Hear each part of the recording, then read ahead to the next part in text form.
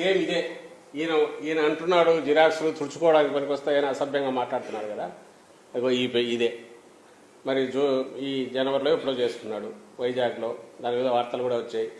ఈయన కూడా వైజాగ్ మన నచ్చినట్టుంది, అక్కడే బాగుంటుంది అని ఆస్తి అక్కడ కొన్నాడు, అంటే రాజధానికి అదే బాగుంటుంది అని అనుకున్నాడు కూడా వచ్చాయి.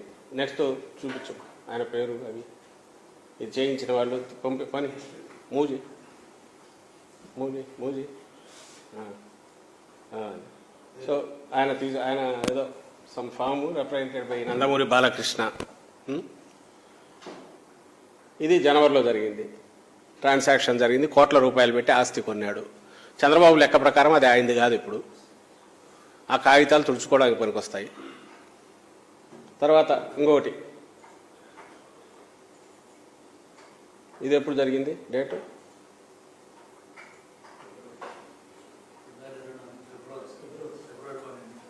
ఈ సంవత్సరమే కదా, 24 ఫిబ్రవరి.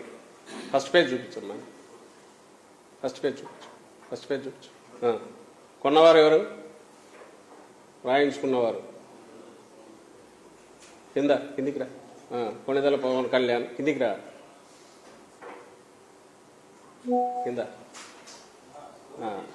ఇంకొంచెం ఎన్లార్జ్ చేయండి, ఎన్లార్జ్ చేయండి. ఇది పవన్ కళ్యాణ్, ఈయన ఫిబ్రవరిలో కొన్నాడు. ఇప్పటికి 4 నెలలు 5 నెలలు అవుతుంది కదా. ఏమైంది ఆస్తికి? మరి ఎవరన్నా పోయి జెండా పాతవచ్చు, మీరే పోవచ్చు. ఇప్పుడు వీళ్ళు చెప్పిన దాని ప్రకారము ఎవరైనా సరే పోయి ఆ ఆస్తిలో జెండా పాతవచ్చు, ఎందుకంటే వాటికి విలువ లేదుగా.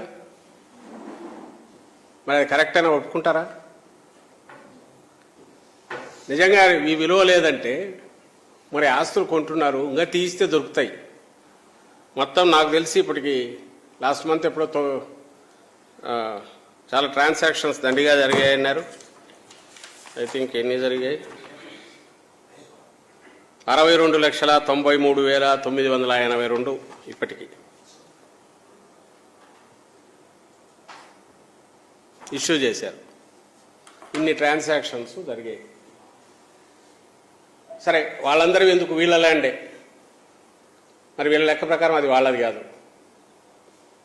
మరి ఎవరైనా పోయి జెండా బాస్తే కాదంటే వదిలేస్తారా?